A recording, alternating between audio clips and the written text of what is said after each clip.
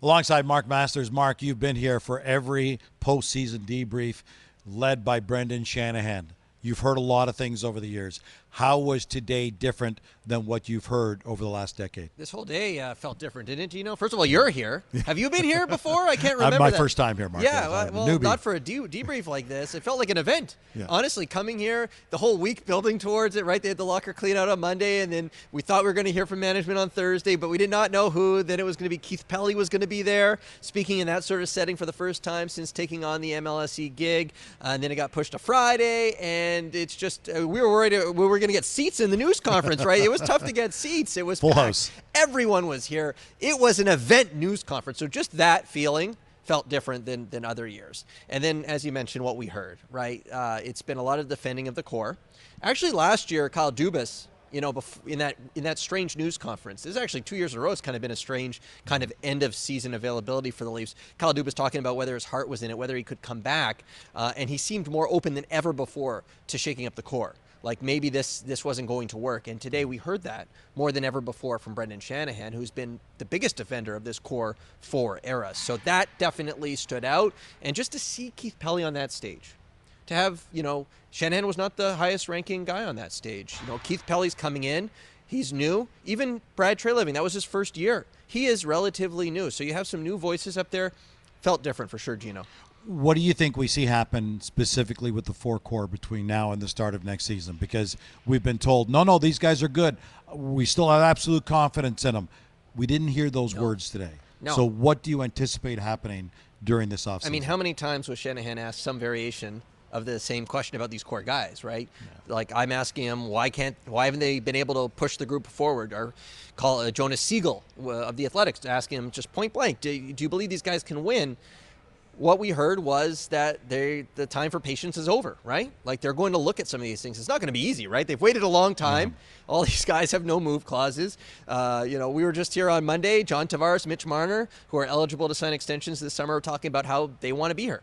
They want to be here long term. Now, that's normal. Who knows where the mind wanders in the days after this as the discourse continues, as they get a chance to decompress and wonder about their futures. But it's going to be, it sounds like a messy offseason where there's going to be bigger changes to the core, to the team that we've seen before.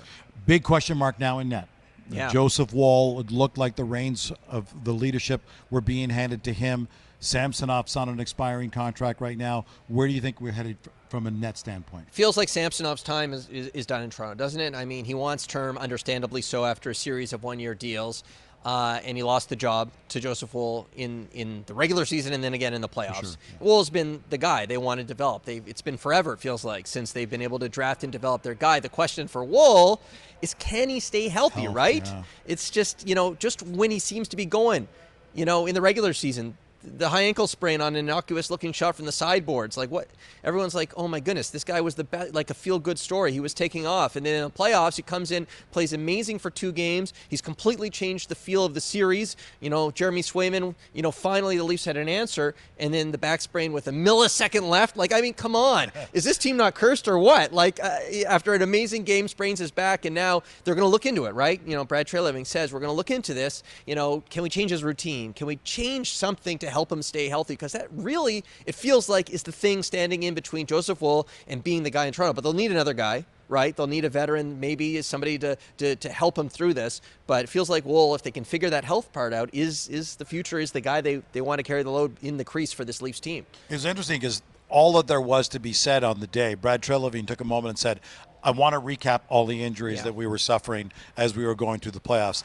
And there were some interesting things that came out during that. Yeah, in particular for me, I was looking for Austin Matthews, right? Like, we didn't get clarity on that on locker cleanout day. Was it an illness that turned into an injury? What was going on there? And we did get some, and I think it's good to have that transparency. I think that's important. Austin Matthews, best player on the team, all of a sudden he's out of the lineup for a couple of games, never seemed to be 100% the rest of the way, certainly not in Game 7. I think it's important to the fan base. I think it's important to be honest with folks. And Treliving came out and right away, in his opening comments, had an update on the injuries, and he said, Matthews was sick. They thought it was food poisoning. It turned into be a virus, and then he takes a hit in Game 4, and they're wondering if it's a head injury, right? He doesn't feel right, and they wanted that to clear up before he returned, and they needed him to be cleared for that. So it's good to have, I think, transparency on that. And Matthews, I think a lot of people would have liked him to be upfront. I just know covering him, he doesn't like to make excuses.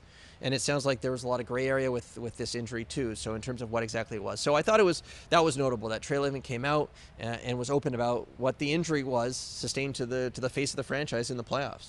It's going to be interesting where this franchise heads right now because Keith Pelley made it very clear. Yeah. Winning means winning the Stanley Cup. Yeah. He said they're not here to sell jerseys. It's going to be interesting to see. And of course, Mark, you'll be following it all. Enjoy, my friend.